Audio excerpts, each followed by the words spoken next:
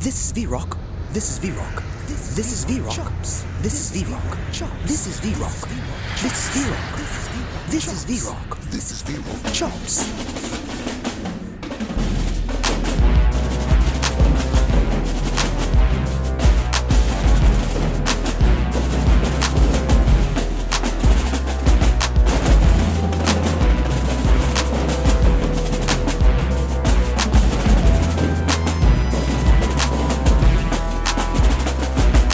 This is VRoc Chops.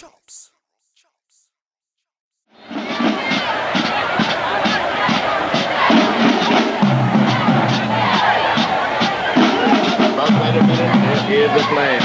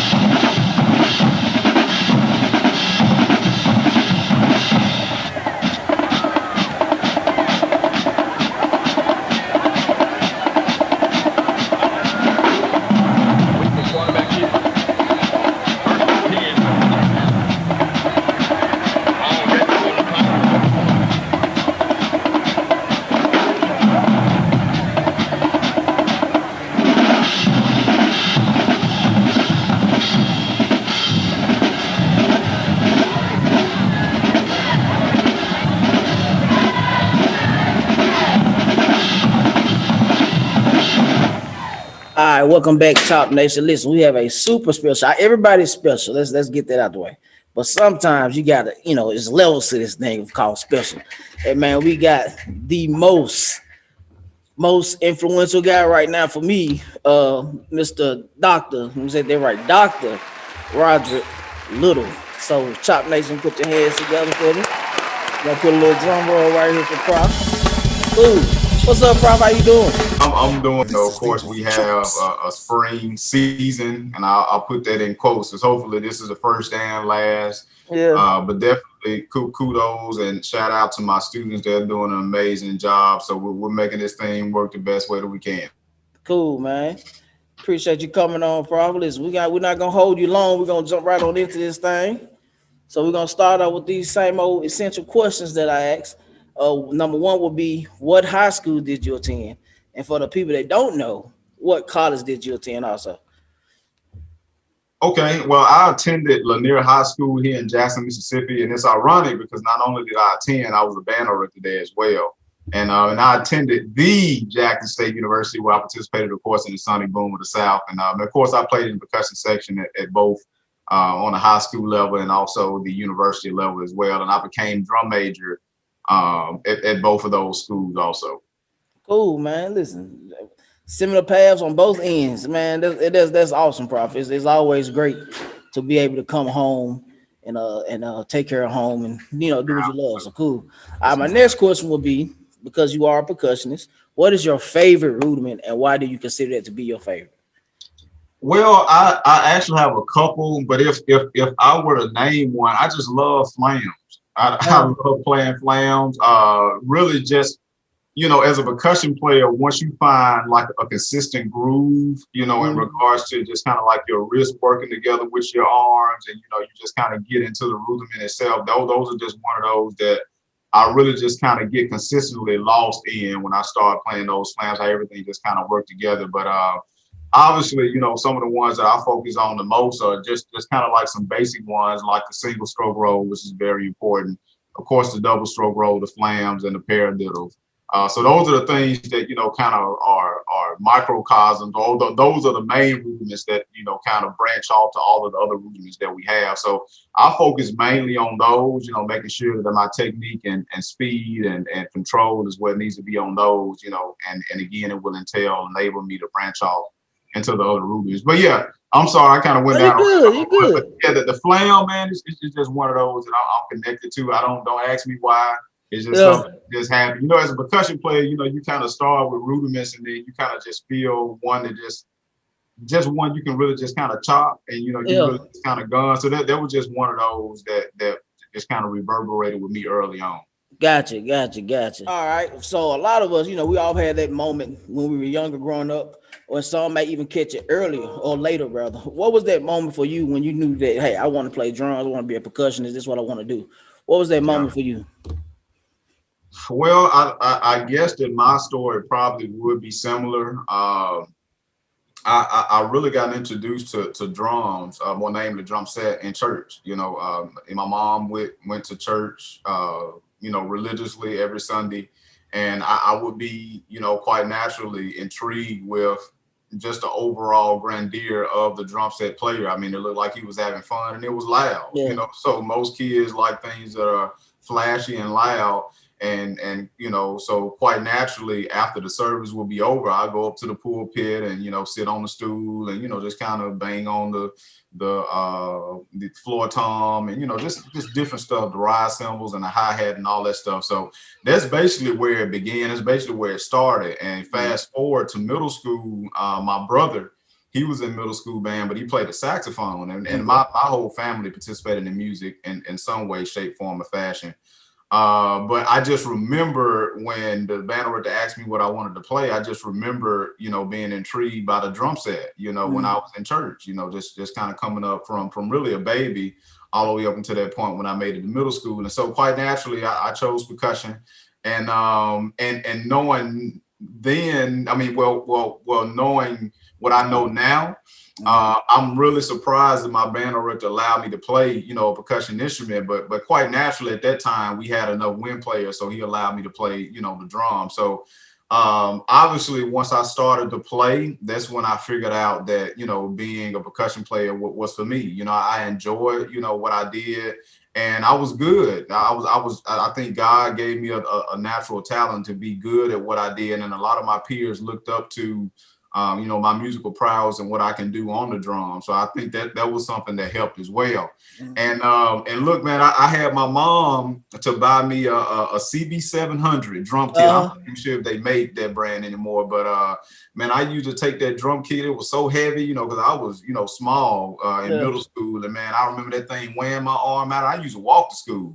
And I used to put that CB700 on top of my head, walking to school. So I had to make it work because my mom got that drum kit for me. So rather if I liked it or not, or rather if I wanted to be a percussion player or not, my mom was gonna make sure that I was gonna, partake in the investment that she poured into me. So that's kind of when I knew, in middle school, and because my mom, made that sacrifice to buy that drum for me, that's when I knew that, the percussion family was for me as a musician. Cool. Yeah, I know when I was in middle school, that CB700 was real popular for my middle school. It was we had a lot of those. So I know exactly what you're talking about. Cool.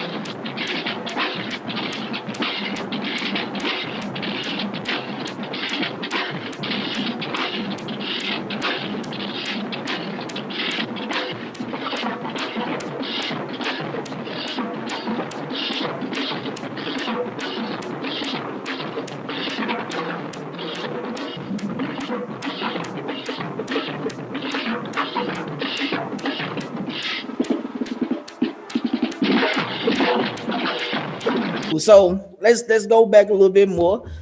High school, early childhood, or even in marching when you were in school, or on the collegiate director side of it. What's one of your favorite drum memories that you can recall? And if it's multiple, you can give multiple. Like one of the moments that just stood out. You're not. I'll never forget this moment.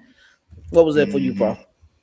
Well, it's funny because when I was in middle school, my middle school band director, he left my 8th grade year, and of course the middle school band director is very influential on the musicians themselves, and so when he left, I was like, man, what am I going to do? How am I going to fulfill the needs that I have as a musician? So actually what I did was my 8th grade year, I took my method book home. At that time, it was Essential Elements, the purple Essential Elements book.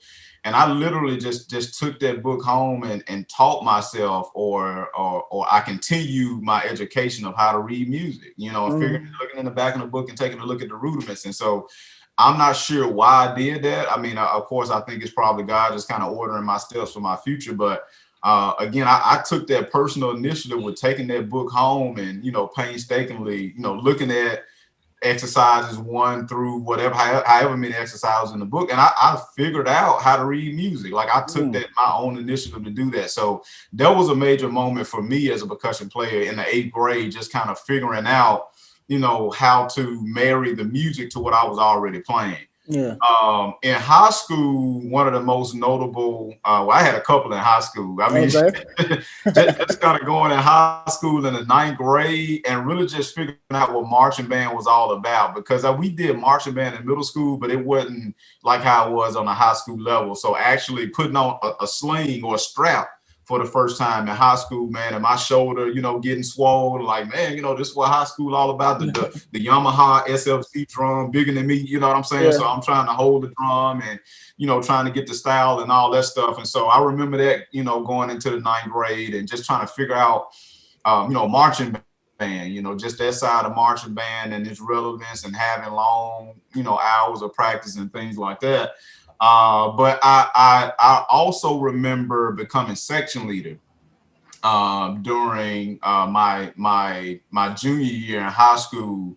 And really the reason why I remember that the most is because I had the opportunity to help my peers. Man, they really looked up to me because, I wanted to help them. You know what I'm saying? Not only help them as percussion players, but just, making sure that they were doing good in school. And, for whatever reason, they would come to me for advice, be it made with school and some other personal things that they had going on. So I think that really helped shape me as a holistic leader and a servant leader to, to help others. So that was something that was very important. And I made up the name of our drum line at the time. And of course, every single drum line in Jackson had to be something Thunder, because you had War and Thunder at Jackson State. So I named our drum line Hell and Thunder at Lanier. And so that was something that I brought to the drum line, and I wrote 2 cadences. So that was something that was very important that helped shape me as a leader. So in middle school, that helped shape me as a musician.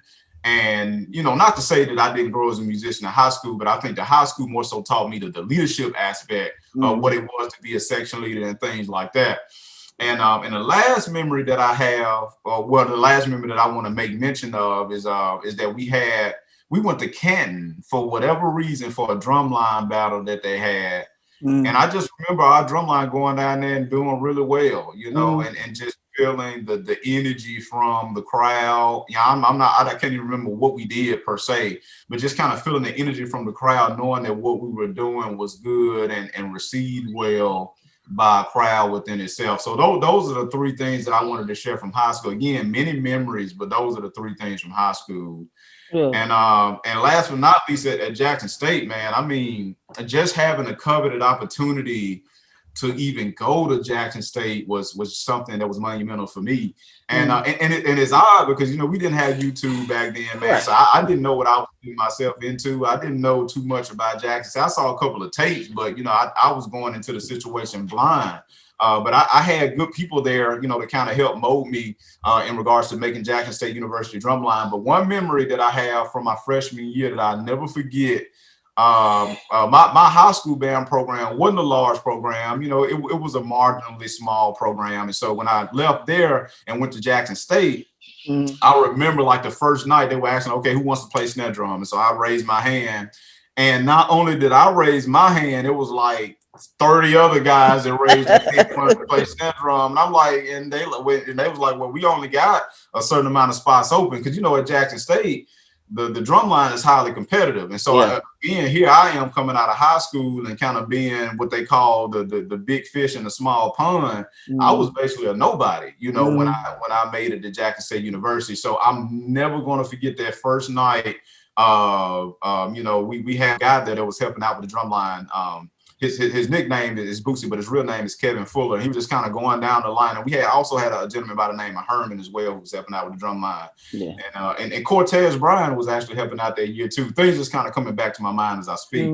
But Kevin Fuller, he was going down the line and say, okay, play this rudiment, play this rudiment. We just going down the line, chopping rudiments. And so if somebody didn't play the rudiment, they would move them to another instrument. So if you didn't play that rudiment, they're like, okay, go to cymbals, okay, go to bass drum. And I'm just sitting here like, God, please let me, play these rudiments, because prior to, I was a drum major prior to going to Jackson State. And I was really more so on the concert percussion side, because I was focusing on making those honor bands and things like that. And I did very well in that realm.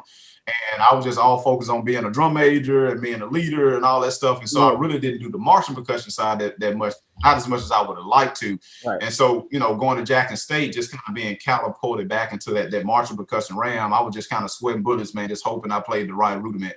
Yeah. And lo and behold, I was able to, get a spot, on snare drum at Jackson State University. So that was my fondest memory, as a freshman. And then as a sophomore, because I made drum major my junior year, and I was drum major my senior year. But as a sophomore, just really being involved with the freshman class, man, just being involved. We're real big and in teaching. In our drum line, and that's something that still goes on today. We're real big on teaching the younger generation, the norms and the traditions of the drum line, so they can kind of keep that going, because we love what we do. Right. And so just being interactive, man, with the younger percussion players at that time. There was a class of 04, and we had amazing talent. We had Maurice Gibson, and I can go down the line. I don't want to leave anybody out, but we had some amazing talent that year. And just being involved with them, and making sure that they were doing what they needed to do, and giving back and being a big brother for them, you know what I'm saying? And that was something that was really instrumental for me, you know what I'm saying? Just being there for them and growing them and help grooming them so they can be the future of the War and Thunder drum line. And they actually did. That 04 class was very instrumental in bringing a lot of new material to our drum line. So that was something that was major for me. So if I can choose two major things, that first night as a freshman and my sophomore year, just kind of helping out, helping out the younger talent at that time.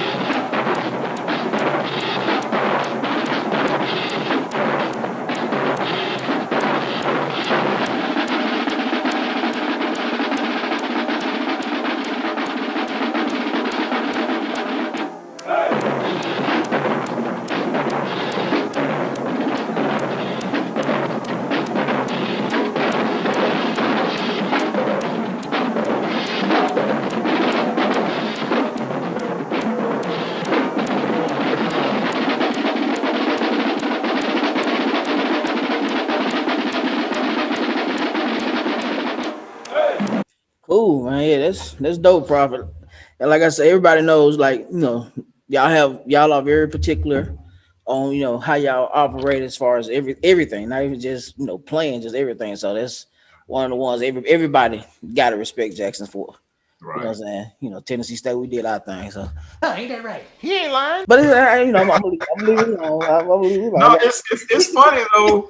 It's funny though. I had a couple of band tapes that I used to watch prior to going to college, and I had the Ultimate Battle of the Bands band tape. I think it was like hell there in Memphis, and Tennessee State was there. Valley was there, but long story short, I just remember seeing Tennessee State's drum line. I'm like, man, they all right. I'm not sure what. I tell you what it was. It was the break on Control, the song Control, Janet Jackson's Control.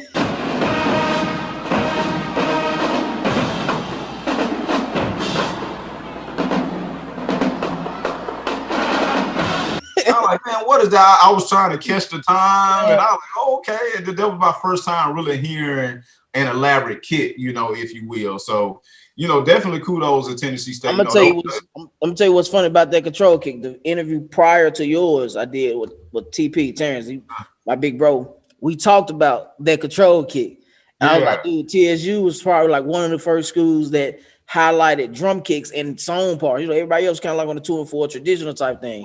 And man, that came with that Control kick was like, what? You know what I'm saying? So man, that blew my mind. That blew my mind. So kudos to Tennessee State, man. They were definitely one of those that I was watching as well. And I mean, and we still, the students still get they get excited, to play Tennessee State every year. So yeah, most definitely, man. That game there is a very big part of this culture for us. I know that for sure on both ends. So cool. So this is the last, standard question. What is one of your biggest takeaways that you apply? You kind of talked about it, but I want to see if you hit it right on the head this time. But what is one of your biggest takeaways that you have, utilized from the beginning of your plan to everything you learned then and how you're using it now in the position that you are in now? Mm-hmm. I would think just overall the rhythmic compass of a percussion player that typically is embedded naturally in us to help us read music in a different type of way. Not saying that when players are not able to, kind of connect in that way rhythmically, but for instance, like a lot of times, especially now in the music that we typically write for wind players, like there's a lot of elaborate rudiments. You see a lot of sextuplets, you see a lot of 30-second notes and things like that. And, a lot of times I would write, some of that stuff in my music. And for instance, if I have one of my assistants to teach one of my arrangements, they would be like, man, I'm glad you're here. I'm glad, here you go, you take over because these rhythms are off the chain, so it's because of, all of the elaborate rudiments that we play, when it comes to, the rudiments and the hybrid rudiments and gridding and all those things, I think our mindset when it comes to the elaborate putting together of a collaboration of rhythms is something that I think that's very important to percussion players. So I think the biggest takeaway that I think that I've gained by being a percussion player, just overall the ability to connect with just elaborate rhythms, so basically a lot of times I can see things with a bunch of crazy rests and 30-second notes, all that stuff. And I could, because I have that internal compass within me to kind of break those rhythms down, it helps me, kind of read music a bit more accurately and fluently. So I mean, that's the biggest thing that I think I've taken from being a percussion player in general. And also one thing I want to mention, Vince, is that I even speak to my percussion players about this a lot. You would find the percussion players are the most affluent musicians in your program, because a lot of times band directors kind of look at percussion players as being troublemakers, but it's more so is because they don't have anything to do. They want to be involved in the band, and they're in the back of the band, kind of doing nothing a lot of the times. But a lot of those percussion players are actually listening to what the winds are doing. So it's not like they're just back there watching the paint dry on the walls. They're literally getting fed musically. You know what I'm saying? Because as percussion players, we have to be intertwined with what's going on around us in regards to ensemble. So that's something that helped me out as well. Just having that time to just sit in the back of the ensemble and watch the conductors work with the wind players and listen to the wind players, because I often get asked a lot of times, like, what instrument did you play? Because you can, work with all the instruments within the band program. And the reason why is because I would sit back there in the back of the band hall in high school, and especially at Jackson State, and listen. So when I was, wasn't involved with whatever we were doing in the percussion section at Jackson State, I would go in the band hall just to see what the winds were doing, to listen to an arrangement and see how they put things together, and just overall sharpen my tool as a music educator. So those would be the two things: just being connected rhythmically as a percussion player, and also having the coveted opportunity to just sit back and listen and view what band directors were doing. Right. Cool, bro. Yeah, but when you said it, as far as like when drummers sitting in the band room, it ain't nothing to do. I knew it, but hearing it, like, they click. We didn't have nothing to do back then. That's why we got into trouble. Yeah, You're right, bro. You're right, man. Listen, 100% accurate. You brought it home for me. That makes perfect sense. So cool. So what I like to do, I like to start at the beginning. Then we'll walk from 9th grade all the way up to your senior year. You tapped on it, so we'll just want to elaborate a little bit. So what were some 9th grade years, 10th grade years? You can do those two together. And then, of course, you already spoke on 11th grade, but we can go back into it just a little bit more, more insight. But what was the standout moments from 9th to 10th grade year? And when did you realize that you hit that moment that I've arrived in high school as a high school percussionist? Like, okay, I'm here now. This is me. I'm ready. Okay. Yeah, that's a good question. Actually, like I said, 9th grade, I was really trying to find my way at that point, really just trying to figure out who I was as a percussion player, and really just trying to, make the band and meet the demands of the band program. But my 10th grade year, that's really when I started to dive a little bit more into the solo work and etudes and things like that. But there's a book, and it's still out, by the way. It's called, I'm trying to see if I have it here. It may be in my office at school, but it's a book called Rudimental Cookbook. Yeah. And I got that book when I was in the 10th grade, and my band director actually gave me the Rudimental Cookbook. He got it from a regional conference at that time. It was called the Mississippi Bandmaster Association Conference. And so he got the book, and basically I was the only one kind of interested, in the book. And so actually kind of going from exercise to exercise and making it to the back of the book, to Turoku or the kitchen sink. I can't remember which one is at the end, but making it to the end of that book, that's when I really felt as though I arrived as a percussion player, because that's a very involved book in regards to just overall making sure that you understand the patterns of being a percussion player and understanding, some hybrid rudiments that was placed within that book as well. That's when I was first introduced to cheese and cheese and flam fives and book reports and all that stuff. So those things were in that book. And so you couldn't tell me anything once I made it to the back of that Rudimental Cookbook. But I never forget, though, we had a kid at that time to come through.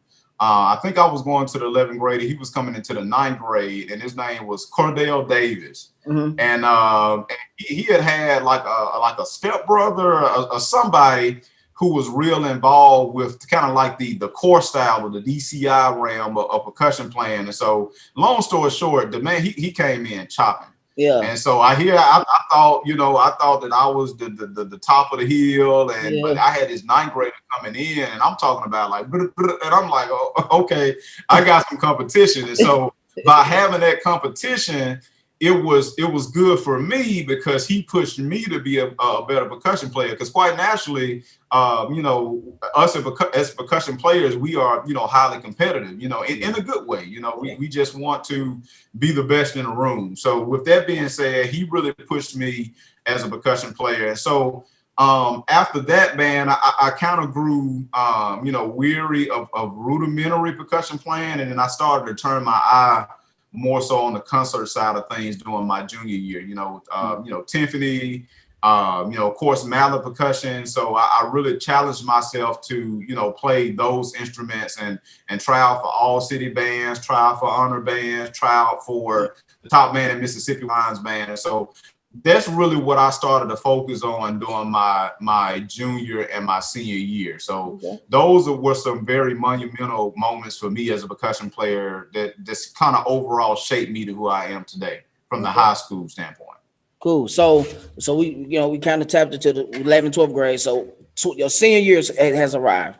What went into your decision making process of picking Jackson State? Did you have other schools that you may have been interested in, or were you all in on Jackson? Like, what was that process for you? Yeah, really.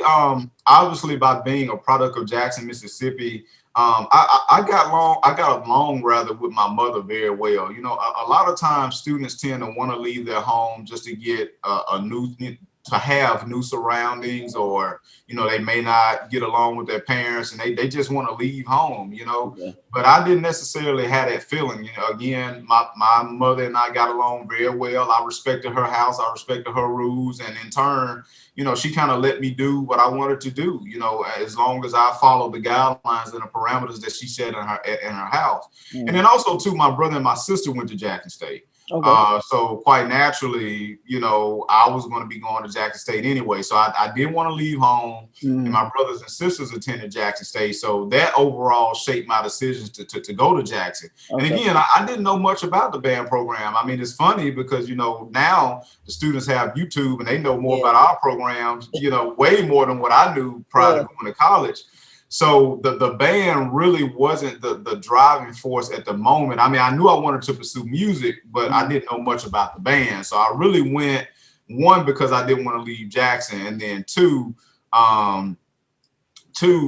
because I just knew I wanted to pursue music, and my sisters and my brothers, my sister and my brother went to Jackson State University. So that's why I chose Jackson State. That was my overall decision to go. Pretty simple scenario. Okay, cool. So we get into Jackson. What like you said, you wanted to pursue music. Once you got into the music program, and I know you was already preparing yourself even from 8th grade when you was kind of, feeding that hunger that you had for music. When you got into Jackson State and started the actual music program, what was that experience like? It was a life-changing experience for me. And let me tell you why. And I talk about this with I teach percussion methods at Jackson State University students. And so what I always tell them is, number one, don't neglect your percussion players, because you may be neglecting a future musician that can be very beneficial, to your program and other programs and ensembles in the future. So, one thing that I always entice my percussion method students to do is to make sure that they start students on mallet percussion instruments as well. Not just, the snare drum and just leave it at that, but they have to make sure that their percussion players are holistic. So when I got to Jackson State University, I found out that I had to take applied, and I knew nothing about that. I knew nothing about one-on-one applied lessons. And then I had to take theory. I knew nothing about theory. And then I had to take sight singing and ear training. I knew nothing about those things. All I knew was I love the band. I called myself arranged a little bit. I love the interaction of, peer-to-peer interaction. So that's all I thought it was going to be, when I got to Jackson State. But it was like, no, you have to learn the pedagogy and the history and the theory behind music. Yeah. And so that was an eye-opener for me. And a lot of times, quite naturally, man, as you know, a lot of our kids they're not privy to that information. They don't understand, like, okay, just because you love drums and that's all you ever want to do, that doesn't necessarily mean that majoring in music is for you. And if that is for you, you have to learn an awful lot when it comes to music, rather than just playing. And so I had to understand, I had to learn all those things in order to make sure that I was a comprehensive musician, because it's one thing to learn by ear, which is very important, because some of the best musicians on this earth has it here. It's nothing you can teach. You're connected to music from your heart, you know what I'm saying? But you have to make sure you are able to connect the mind side of it as well, in regards to, again, to the history and the pedagogy side of it. So that's something that was a huge eye opener for me, knowing that there was a whole world out there in regards to just kind of knowing the history and the relevance and the pedagogy and the theory of music that I didn't quite really delve into prior to going to Jackson State University. Yeah, I know when I got to TSU, that was definitely an eye opener for me. Taking piano, like you said, the music and all the stuff, starting this stuff, it was definitely an eye opener. And I closed my eyes real quick and turned around. So it took me some time. It took me a good little while to jump back in. And it's I learned it's never too late to finish. So Absolutely. currently almost finished with my program now. Shout out to Christopher Jefferson, because I would not be here without Christopher Jefferson, the head band director at Kahoma. I wouldn't be where I am as far as music without him and my actual he was my piano. I took piano at Tennessee State. I took it. I didn't take care of it. But when I got to the school I'm at now, the piano teacher I have now is Dr. Brown, Jonathan Brown. And between him, Chris Jefferson, that he taught, they worked me out on everything. And that's what 14 years later. Yeah. So yeah. I'm almost done. I was looking at my checkoff sheet yesterday. Yeah. And I'm looking at those clouds like, listen, we at the finish line. I can get this out in the summer. Congratulations. Oh, appreciate it, bro. Appreciate it, man. And I got people like you that I look up to, man. Knowing you're a percussion player, and then doing musical arrangement. I want to talk about one arrangement in particular that I really, really, really enjoyed. And when I found out you wrote it, I think that's one of the things that kind of clicked in my head was Holy Grail. Yeah. The jazz, I was like, man, that jump off. So I was talking about that song for so long. I was like, man, they said, Mr. Little, what? You know what I'm saying? I'm like, you wrote that? You're like, yeah, I like.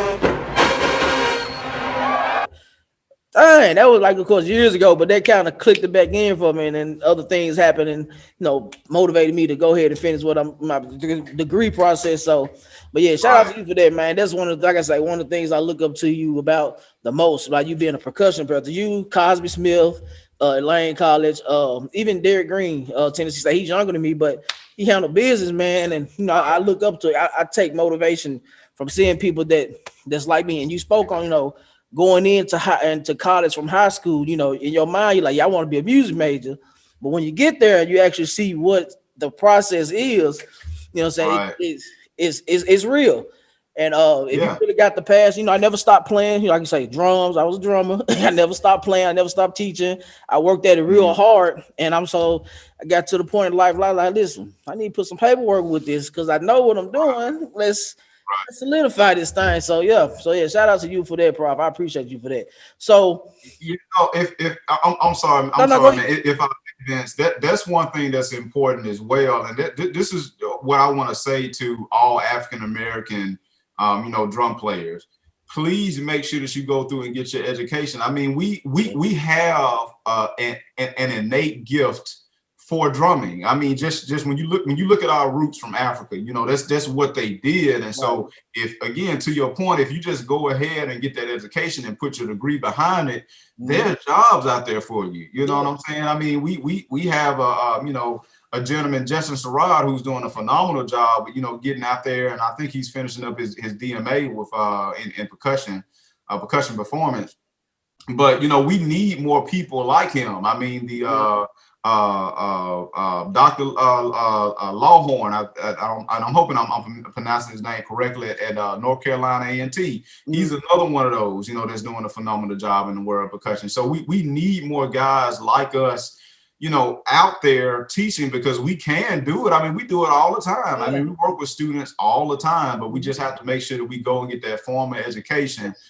Because again, band directors everywhere are looking for people to shape their percussion players. So I really want to encourage all percussion players out there that has that innate feeling and that God-given talent to teach.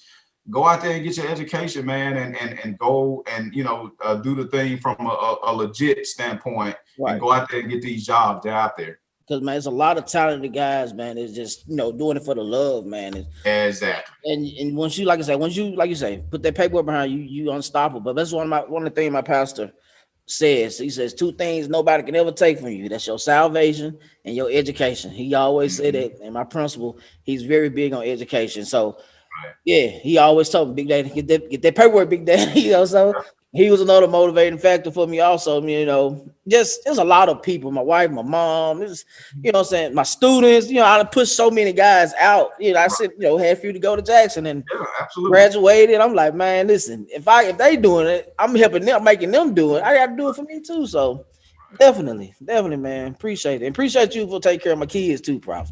Oh, no problem. I appreciate you creating that pipeline, man. They come in and do well. For sure.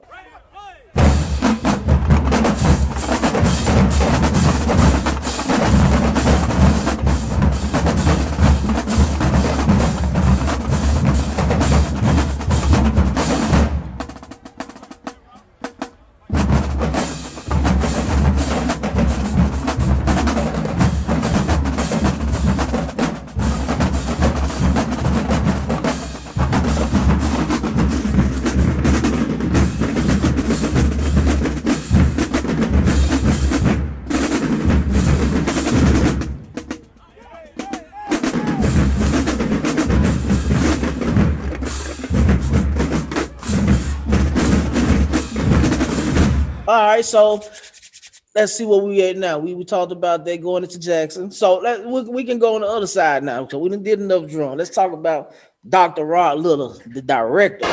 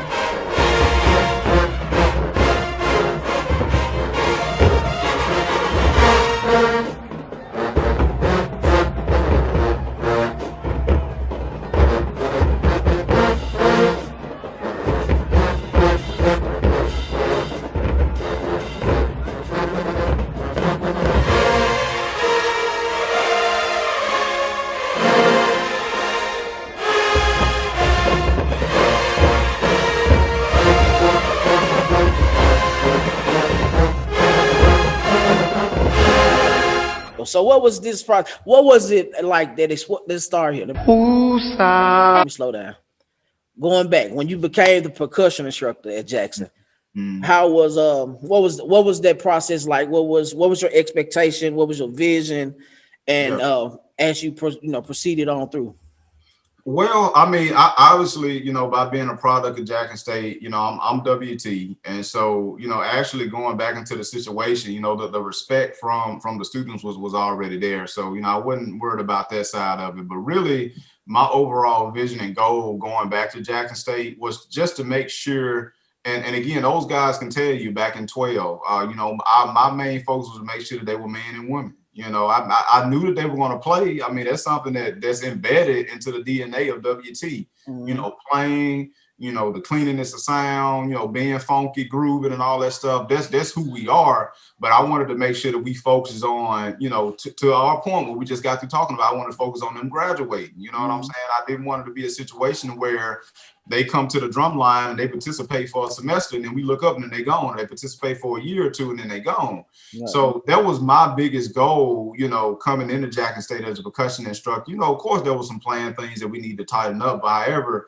that wasn't the main focus because we know how to do that, right? And we know how to do that well. But I just wanted to make sure that we focus in on the individual, man, you know, making sure we focus on what type of man are you when you leave Jackson State? What type of woman are you when you leave Jackson State? And so that's what my main focus is now to this day. You know, when you focus on the individual and you focus on the person, the music is going to take care of itself. The marches is going to take care of itself. So when I came in 12, that was my main objective, you know, just to make sure that those guys were, you know, respectful, you know, making sure that they were, you know, going to class, making sure that they stuck around, making sure that they graduated.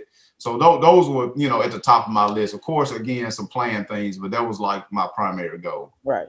And let me say this, from the jump, when we kicked this, relaunched the Whitehaven Battle of Drummers, because, you know, years ago, it was a big deal. And then when we kicked it back off in 12, 13, right at that time, the from that, we that's when we connected, like 2012, 2013. From then to now, it's never been a time when I reached out to you and you didn't say, we're going to try to make it happen. We're gonna try to make it work. Whatever it was. And even if the year we was playing, you guys were planning on being here, and the blue and white game got scheduled the exact day. Yeah. We already had communicated. We were good. And, we was, and even after that, you like, maybe we could try to come after the game. We like, well, it ain't gonna work. And so like we gotta send somebody. So you even sent a representation. Rest in peace. What is his name? He came to do the recruit. He came to set up a booth for Jackson because you just wanted that presence of Jackson State in the event. Rest in peace to him. But you made sure that Jackson State was represented some form or fashion. And you was always upfront, like, hey, yeah, we're gonna make it happen, whatever. And I do appreciate you for that, man. And that's carried up. That's how our relationship even began. And it's carried over. Why is that so important for Jackson State to get out to be seen? Why is that? I know, but I want to hear it. Well, I mean, I honestly, the secondary reason is just for recruiting purposes, because now, at one point, there were only certain drum lines that people looked at, but now, there's a lot of other HBCU programs that percussion players can go to, you know what I'm saying? And so just making sure that the Jackson State University is remaining relevant for high school students. So, again, the secondary reason would be for the recruitment aspect of it, but primarily, we've had so many great students to come from Memphis and, in the drum line. So I want them to have an opportunity to go home, and so their mom and their dad and their sister and brother can see them, in the WT shirt, see them with Jackson State University, in front, of their chest when they represent the university in that way. So I just thought that was the most important, you know what I'm saying? Just to bring those students who made the sacrifice to leave home. I mean, they could have went anywhere. Yeah. But they made a sacrifice to leave home to come to Jackson State University. So I just wanted to provide that opportunity for them to go, back to their hometown. And for lack of a better term, just kind of stick their chest out like, yeah, I'm here at Jackson State University. This is what I'm doing. I'm making it. I made a drum line. Watch me do this flash. Watch me chop this drum line. Just stuff like that. Stuff that students want. You know what I'm saying? So those are the two reasons, man. And then on top of that, Vince, I mean, you're a good guy. You know what I'm saying? You're a good guy. You're easy to work with, and you provide pretty much anything that we need. You take care of the students, and so you can't beat that. Yeah, I appreciate that, Prof.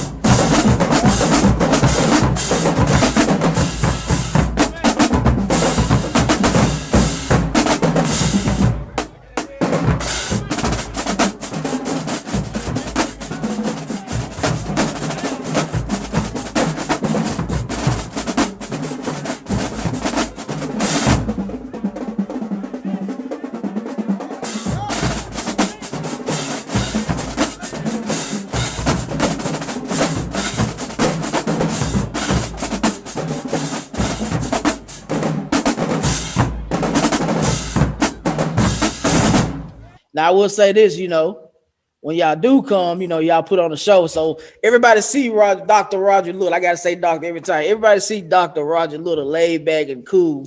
But don't think that Dr. Roger Little ain't got that still right here. So I remember the year y'all battled Lane. My shout out to my bro Carl. He did this, the motivational talk, hyping it up. And so once you guys got through, you scrolled on stage real smooth, like, quiet, laid back. Got the mic and he said, you want to see some more of us, meet us in the parking lot. How you doing, Memphis, Tennessee? Good. I hope you enjoyed the Sunday Boom of the South Board Thunder Drum Line. My name is Roderick. I'm the marching band director at Jackson State University, where we believe in making music and being percussionists, the full spectrum of being a percussionist. So we don't believe in talking a lot of trash, we just believe in playing. If you want to see us a little bit more, we're going to meet you out in the parking lot. Let's go, guys.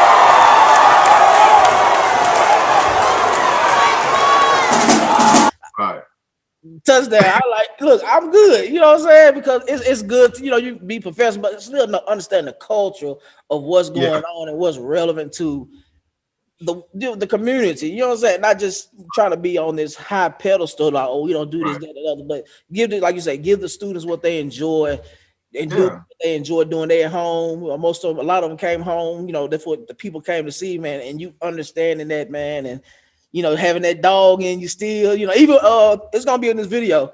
I watched this video probably 2 weeks ago. I just replaying it. It was I think it was Crankfest. You don't understand, little man. Come on, I was like, look at this man.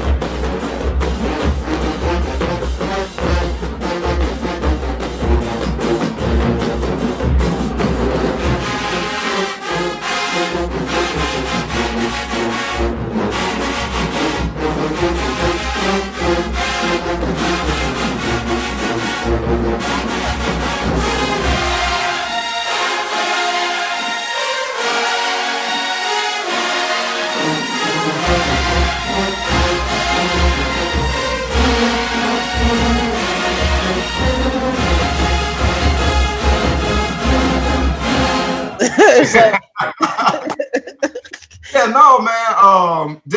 I think when it comes to band, matter of fact, I know I have an alter ego. When it comes to band, it's like Beyonce or Michael Jackson. Like, that's the only way I can explain it. If you talk to Michael Jackson, you can't talk to Michael Jackson now, but if you talk to Beyonce, she's like, real, reserved and kind of laid back. But once she gets on the stage, it's a different animal. So, band is like that for me. It's competitive, but at the same time, what I teach my students is like, you can be competitive, in regards to your plan, but once all that's said and done, you're a person above that. So you still have to be cordial. You still have to shake the next man's hand. And that's what we teach at Jackson State. You know what I'm saying? We teach being competitive. But that's only through the side of the instrument. You know what I'm saying? You do have to be a moral and ethical person once the battle is done. And so, I don't do a lot of talking, man. I teach, I teach. And, once that happens, your drum line and your band is going to speak for you. You don't have to, you don't have to be all out there online and, saying stuff and trying to prove your point. Look, just let your work speak for itself. And that's what we try to teach the students as well. So. Exactly. That same event, I'm gonna give you one more. I don't know if you remember, but the tenors, y'all was doing something, and the tenors played a solo. It was on the stage as y'all played a solo, and I said, and you looked at me, you like.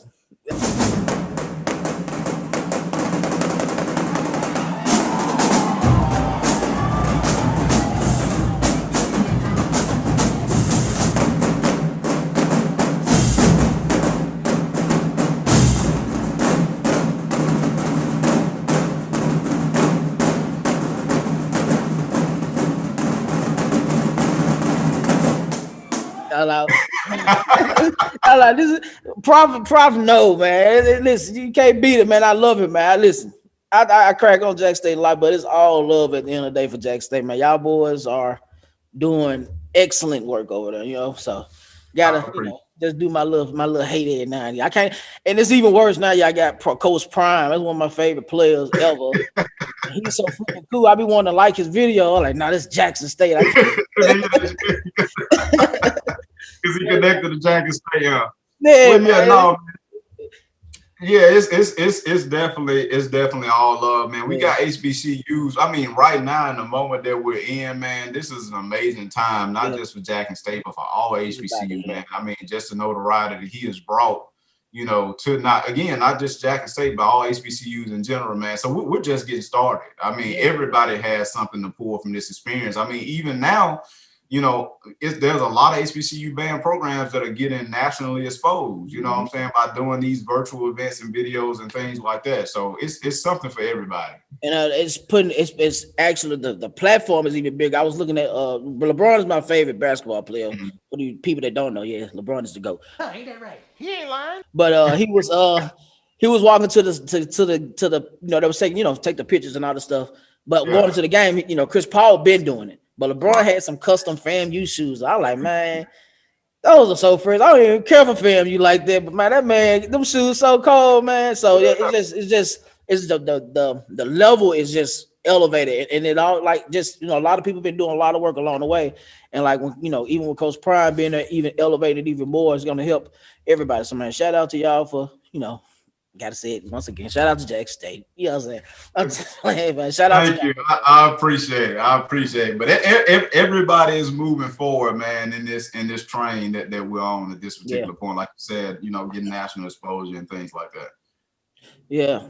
So we're gonna go ahead into wrap up segment time, Prof. Let's talk about your expectations for students. Because you're the banner, I'm pretty sure some win players gonna chime in and check the video out too. So, what are some of your expectations? What are your requirements? What are you looking for from young musicians interested in joining the Sonic Boom of the South? Yeah. So the first thing is that we want students to get admitted into the university, right?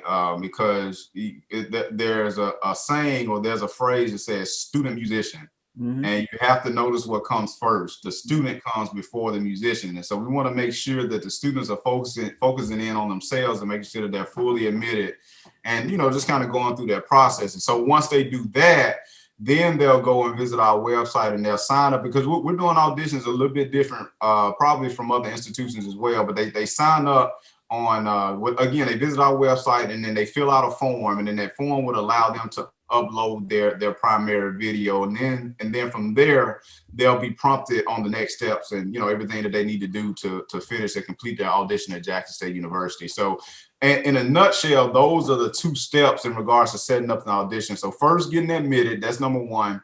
And then number two, visiting our website and signing up for that database. And then again, it'll give you all the information that you need, like the audition standards, what you need in regards to meet the requirements. And then you upload your video and then we'll take it from there. But the thing that I look for in a student and our program in general is just overall character. What type of person are you? What type of attitude, that you have? Are you teachable? Because a lot of times we get students who you just can't get to, you can't get through to them mentally because they're not open, because they feel as though they know it all. And so are you teachable? And again, are you a good person? Can you treat people with respect? Do you know how to say yes, ma'am, no, ma'am, yes, sir, no, sir? Do you handle your business in the classroom? So again, high character, we look at that.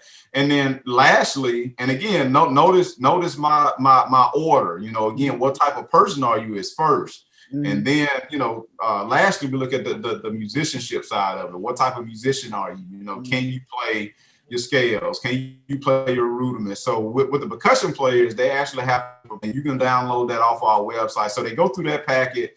And then after that, we do a sight reading portion for them. And they can also play some etudes and some prepared material as well. And so from the percussion side, we look at it from an aspect of, are you a holistic percussion player? We don't need just a person to come in and hold down the snare drum part of the marching band and that's it, because we focus on, a lot more ensembles or our other ensembles rather than just the marching band at Jackson State University. So again, we focus on a holistic percussion player.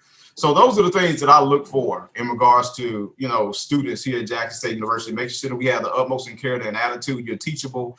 And then also, you know, obviously you have to be a musician to make sure that you uphold our standards here at Jackson State University. And in order to get that done and to make it to that route, again, I'm encouraging all the students to visit our website, sign up for that database, and get you all the information that you need to know. And if you have any questions, feel free to email me. You know, my email address is on our website, www.sonnyboomerthesouth.com, and I'll be happy to answer any questions that you guys may have if you're looking to join Jackson State University and our band family. Cool, Prof. Cool. So I'm gonna put that website down there for you guys so they can you know, have it to pull, and I'll try to put a link in the description. I'm gonna try to. I never did. You'll be the first one. Perfect. Going out of my way for you. But you know, I take care of your students. Man, you Prof. Listen, every time. Listen, I have no complaints about. There's nothing, Prof, you could ask me for that I probably wouldn't get done for you, man. So I appreciate you on that just that much, man. So yeah, most definitely. Yeah, and you actually helped me one year trying to get some drum heads, man, for the Southern Heritage Classic. So yeah. You know, you've been looking out for Jackson State, man, for a long time, and I appreciate it. Definitely. Yeah, definitely, man. It's all family at the end of the day. You know, we just, you know, Right. we got different sides of the family, but it's all good. It's still the same. Still the same thing. Cool, Prof. Well, listen, man, we're gonna wrap this thing up. So I don't want to keep holding y'all. I already held you long enough.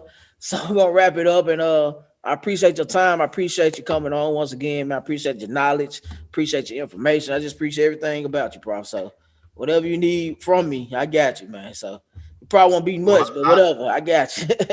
Yeah, well, I appreciate you, man. You know, I typically always talk about the band from a holistic standpoint, man. So I really jumped at the opportunity to talk about me as a percussion player, you know, because that's one thing that a lot of people don't know about from me. So, you know, by you providing this opportunity for me, I definitely had to hop at the opportunity, and I appreciate it. And to all of the other guys that have participated, you know, in your segment and in your show, you know, if you're a graduate of Jackson State University, you attended Jackson State University, I'm proud of you. You know, I know that you probably gave some good information. And so, you know, I love you, and I'm hoping that you're doing some good things right now. So to those that have already interviewed and those that are going to interview for the future. I'm gonna have to give you one more plug, probably. I think I had more Jackson State people on than anybody else. We love what we do, man. I appreciate what we do, man. Yeah, no problem, man. We love it. We love it, man. We love it. The percussion, man, it's embedded in Jackson State, man. So I'm happy we had that many people to come on the show. Yeah, man. Y'all very, very supportive. Everybody's been supportive. Everybody. Shout out to my brothers, Tennessee State University, you know, Stars. Appreciate y'all too. So everybody that come on. So man, you just having us try to go reach a little bit more platform, few more people probably to get them to this information and all that stuff. So just to help keep the morale of drums up, since this COVID thing has kind of slowed us down. So cool. Well, listen, man, we're gonna wrap this thing up. For the rest of you at Chop Nation, y'all know, always remember, the chops don't stop. Y'all have a good one.